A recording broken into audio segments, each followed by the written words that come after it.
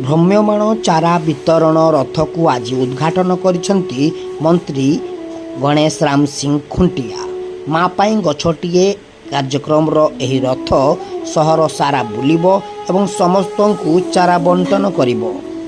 ମୋଦିଙ୍କର ଏହି କାର୍ଯ୍ୟକ୍ରମକୁ ଉଦ୍ଘାଟନ କରି ମନ୍ତ୍ରୀ କହିଛନ୍ତି, ମା ପାଇଁ ଗଛଟିଏ କାର୍ଯ୍ୟକ୍ରମ ଦ୍ୱାରା ସମସ୍ତଙ୍କ ନିକଟରେ ଗଛ ପହଞ୍ଚିବ ଏବଂ ସମସ୍ତେ ଗଛ ଲଗାଇଲେ ଦୁନିଆରେ ଏକ ଅକ୍ସିଜେନର ଅଭାବ ରହିବ ନାହିଁ।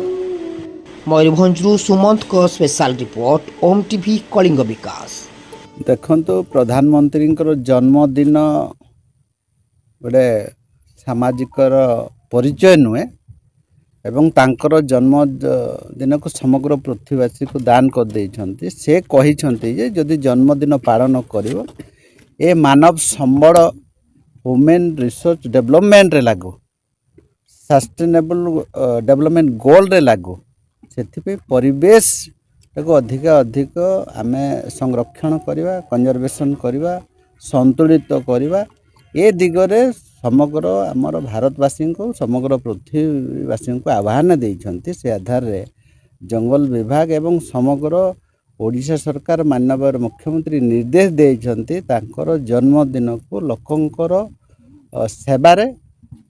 ସେବା ବୋଲେ କ'ଣ, ପରିବେଶଟାକୁ ଆମେ ସନ୍ତୁଳନ କରିବା। ଅଧିକରୁ ଅଧିକ ବୃକ୍ଷରୋପଣ କରାଯିବ।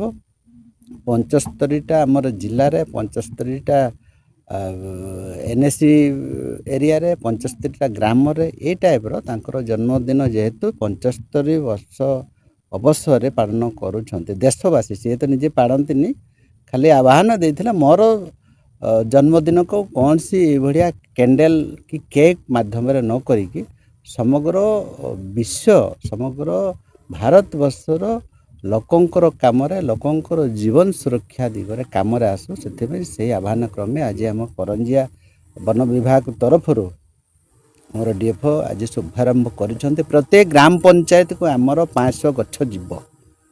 ସେଥିରେ ବିଡ଼ିଓ ମାନେ ସେଥିରେ ଗଛ ଲଗାଇବେ। ସେଇ ଗ୍ରାମ ପଞ୍ଚାୟତରେ ଯେଉଁ ବିଭାଗ ଅଛି ସେମାନେ ଲଗାଇବେ। ଫରେଷ୍ଟ ଡିପାର୍ଟମେଣ୍ଟ ଖୁଦ ଆମର 75 ଲକ୍ଷ ଗଛ ଲଗାଇବ।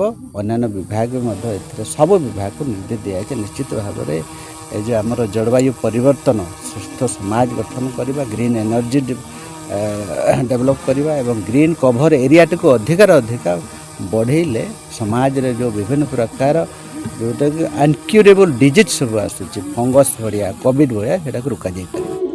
ଏହି ଅବସରରେ ବୃକ୍ଷ ହିଁ ଜୀବନ ଉପଲବ୍ଧି ଭିତରେ ସମସ୍ତେ ବୃକ୍ଷରୋପଣ କରିଥିଲେ ଏବଂ ଚାରା ବଣ୍ଟନ ରଥକୁ